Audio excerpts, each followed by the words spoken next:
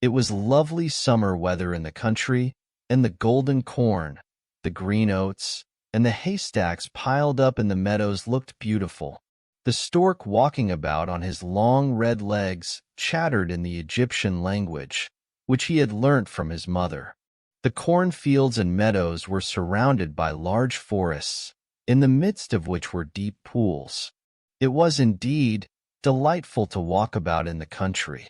In a sunny spot stood a pleasant old farmhouse close by a deep river, and from the house down to the waterside grew great burdock leaves, so high that under the tallest of them a little child could stand upright. The spot was as wild as the center of a thick wood. In this snug retreat sat a duck on her nest, watching for her young brood to hatch. She was beginning to get tired of her task, for the little ones were a long time coming out of their shells, and she seldom had any visitors. The other ducks liked much better to swim about in the river than to climb the slippery banks and sit under a burdock leaf to have a gossip with her. At length one shell cracked, and then another, and from each egg came a living creature that lifted its head and cried, "Peep, peep." "Quack, quack," said the mother, and then they all quacked as well as they could, and looked about them on every side at the large green leaves. Their mother allowed them to look as much as they liked, because green is good for the eyes. "How large the world is," said the young ducks, when they found how much more room they now had than while they were inside the eggshell. "Do you imagine this is the whole world?" asked the mother. "Wait till you have seen the garden. It stretches far beyond that to the parson's field, but I have never ventured to such a distance. Are you all out?" she continued, rising. "No, I declare. The largest egg lies there still. I wonder how long this is to last. I am quite tired of it." And she seated herself again on the nest. "Well, how are you getting on?" asked an old duck, who paid her a visit. "One egg is not hatched yet," said the duck. "It will not break.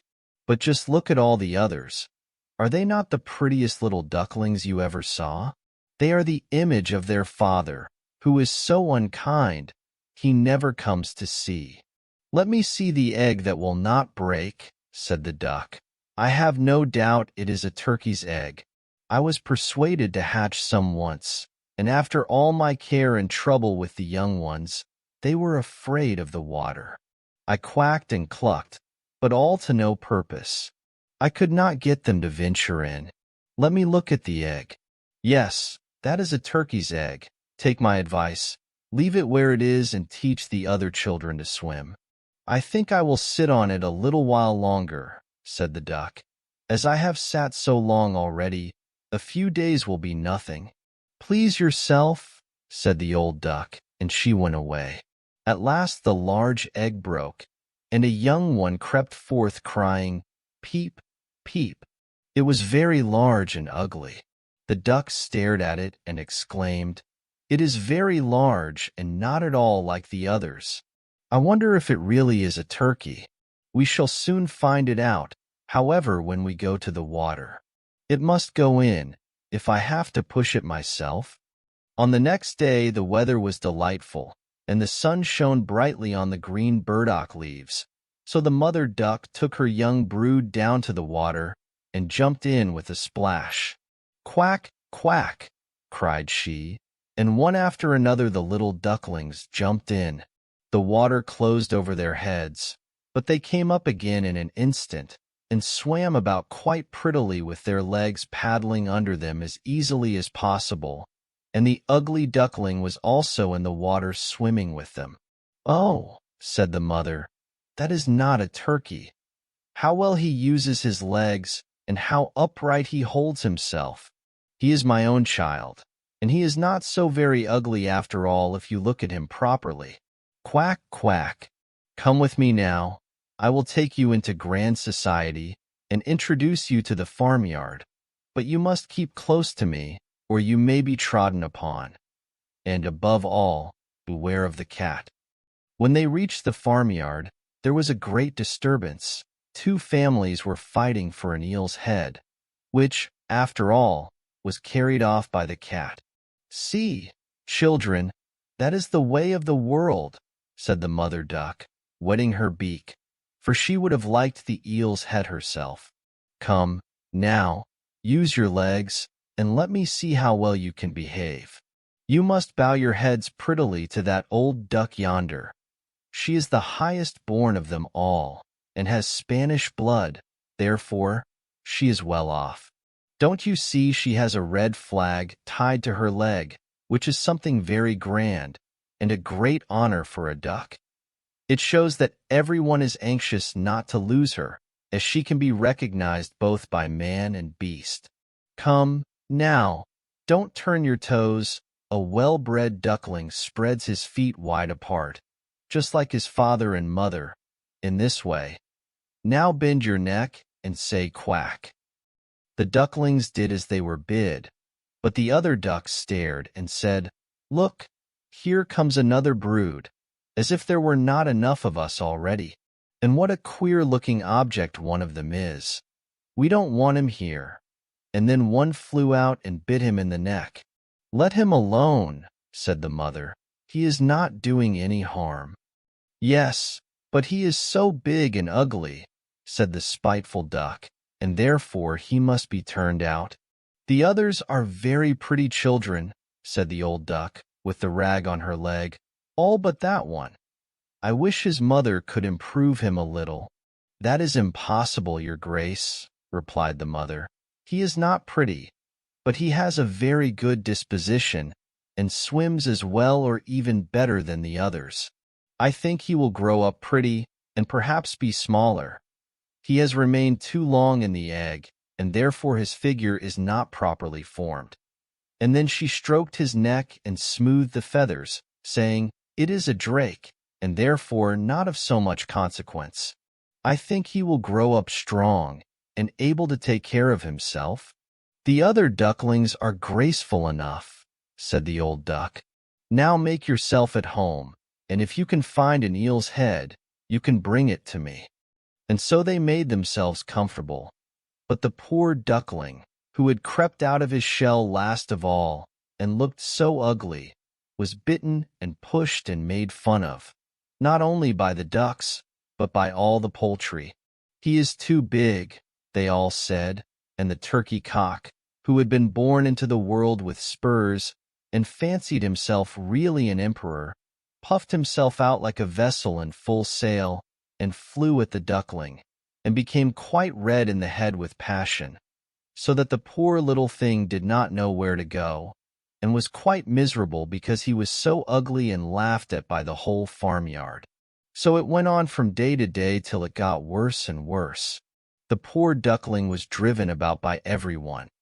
Even his brothers and sisters were unkind to him, and would say, "Ah, you ugly creature, I wish the cat would get you." And his mother said she wished he had never been born. The ducks pecked him, the chickens beat him, and the girl who fed the poultry kicked him with her feet. So at last he ran away, frightening the little birds in the hedge as he flew over the palings.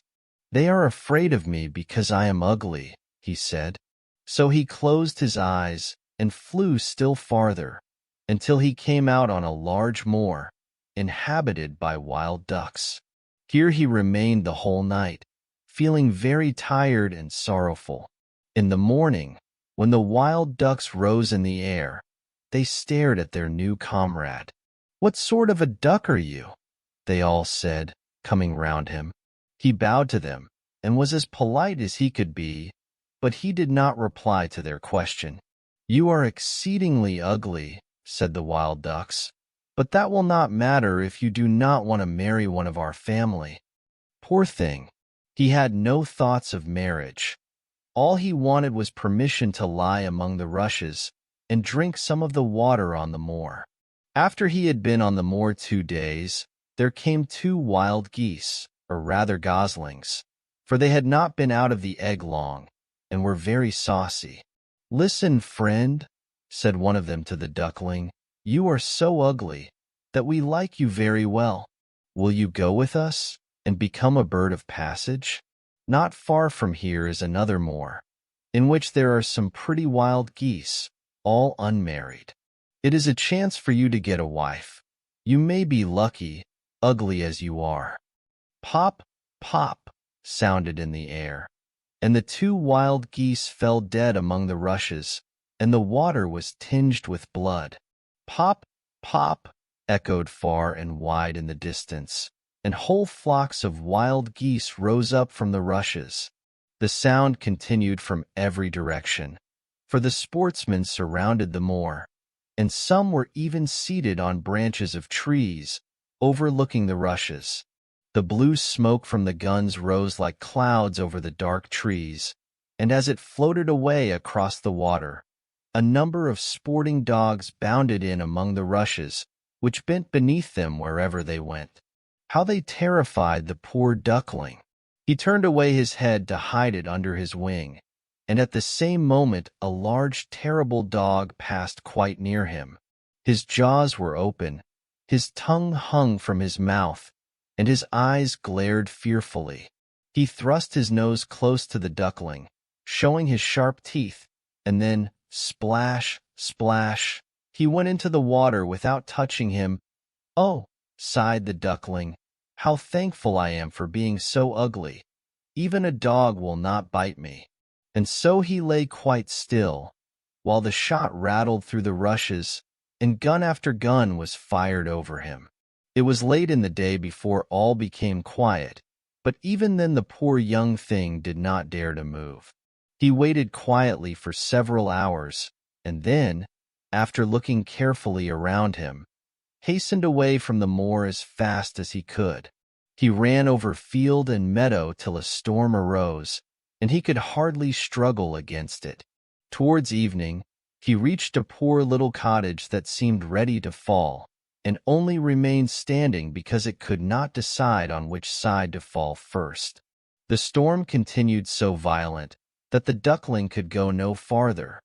He sat down by the cottage, and then he noticed that the door was not quite closed in consequence of one of the hinges having given way.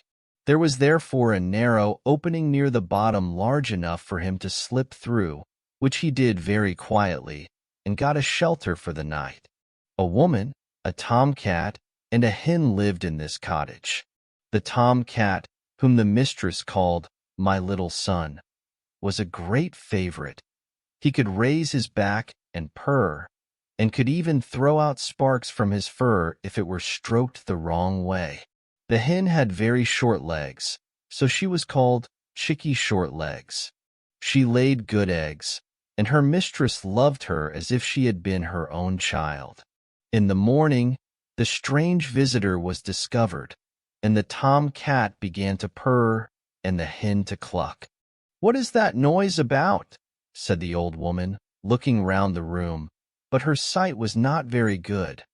Therefore, when she saw the duckling, she thought it must be a fat duck that had strayed from home. "Oh, what a prize!" she exclaimed. "I hope it is not a drake, for then I shall have some duck's eggs. I must wait and see." So the duckling was allowed to remain on trial for 3 weeks, but there were no eggs. Now the tomcat was the master of the house, and the hen was mistress, and they always said, "we and the world," for they believed themselves to be half the world, and the better half too. The duckling thought that others might hold a different opinion on the subject, but the hen would not listen to such doubts. "Can you lay eggs?" she asked. No. "Then have the goodness to hold your tongue. Can you raise your back, or purr, or throw out sparks?" said the tomcat. No. "Then you have no right to express an opinion when sensible people are speaking."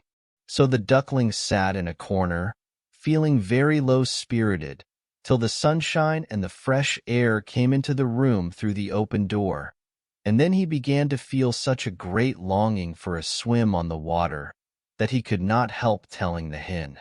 "What an absurd idea," said the hen. "You have nothing else to do, therefore you have foolish fancies. If you could purr or lay eggs, they would pass away. But it is so delightful to swim about on the water said the duckling, "and so refreshing to feel it close over your head while you dive down to the bottom." "Delightful indeed," said the hen. "Why, you must be crazy." "Ask the cat. He is the cleverest animal I know. Ask him how he would like to swim about on the water or to dive under it, for I will not speak of my own opinion. Ask our mistress, the old woman. There is no one in the world more clever than she is. Do you think she would like to swim, or to let the water close over her head?" "You don't understand me," said the duckling. "We don't understand you? Who can understand you, I wonder? Do you consider yourself more clever than the cat or the old woman? I will say nothing of myself. Don't imagine such nonsense, child, and thank your good fortune that you have been received here. Are you not in a warm room and in society from which you may learn something? But you are a chatterer, and your company is not very agreeable. Believe me, I speak only for your own good. I may tell you unpleasant truths, but that is a proof of my friendship. I advise you, therefore, to lay eggs and learn to purr as quickly as possible." "I believe I must go out into the world again," said the duckling. "Yes, do," said the hen. So the duckling left the cottage and soon found water on which it could swim and dive, but was avoided by all other animals because of its ugly appearance. Autumn came, and the leaves in the forest turned to orange and gold. Then, as winter approached, the wind caught them as they fell and whirled them in the cold air. The clouds, heavy with hail and snowflakes, hung low in the sky, and the ravens stood on the ferns crying, "Croak, croak." It made one shiver with cold to look at him. All this was very sad for the poor little duckling. One evening, just as the sun set amid radiant clouds, there came a large flock of beautiful birds out of the bushes. The duckling had never seen any like them before. They were swans, and they curved their graceful necks, while their soft plumage shone with dazzling whiteness. They uttered a singular cry as they spread their glorious wings and flew away from those cold regions to warmer countries across the sea. As they mounted higher and higher in the air, the ugly little duckling felt quite a strange sensation as he watched them. He whirled himself in the water like a wheel, stretched out his neck towards them, and uttered a cry so strange that it frightened himself. Could he ever forget those beautiful, happy birds?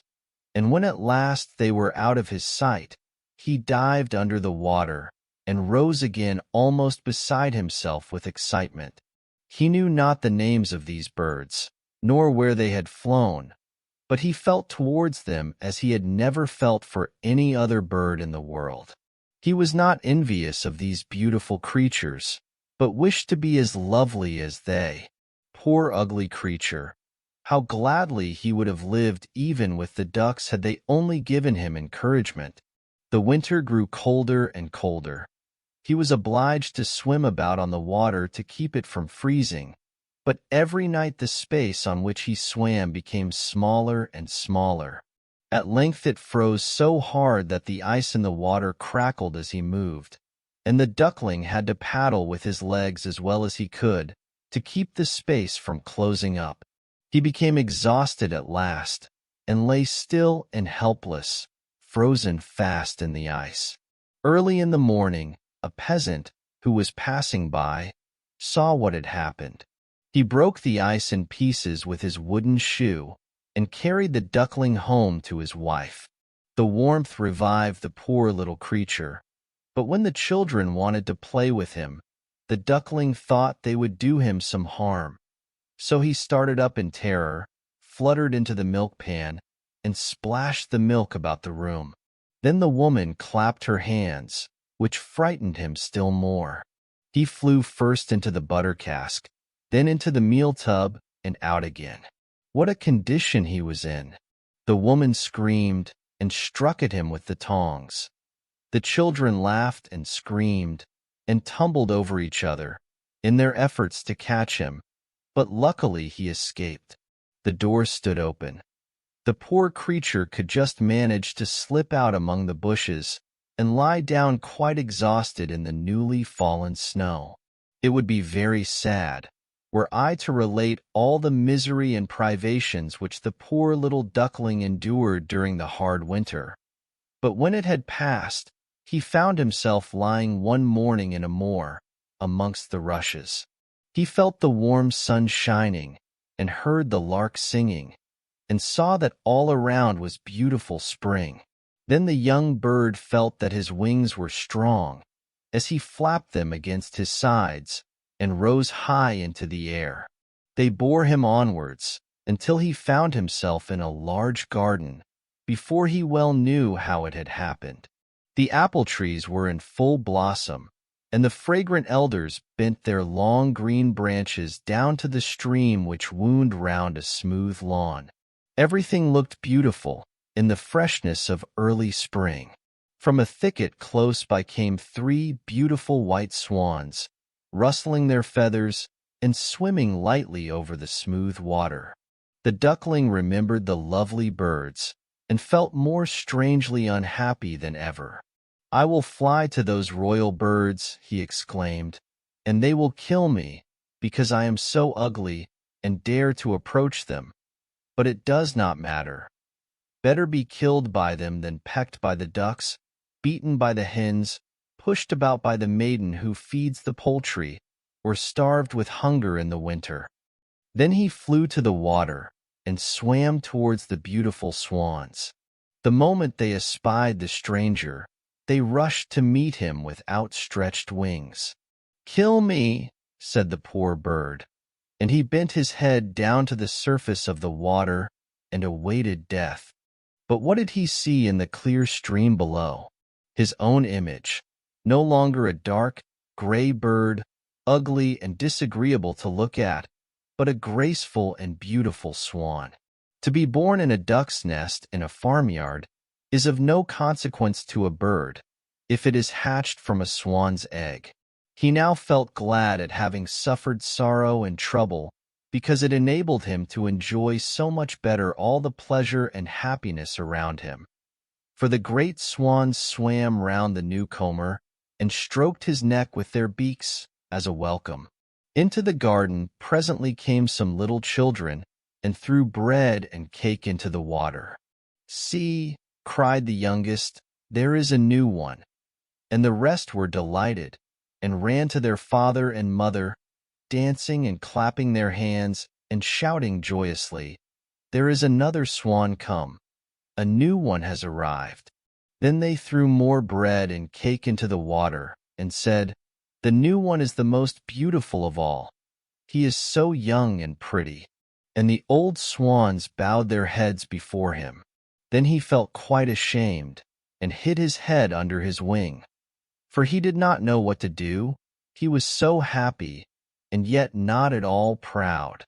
He had been persecuted and despised for his ugliness, and now he heard them say he was the most beautiful of all the birds. Even the elder tree bent down its boughs into the water before him, and the sun shone warm and bright. Then he rustled his feathers, curved his slender neck, and cried joyfully, from the depths of his heart, "I never dreamed of such happiness as this while I was an ugly duckling."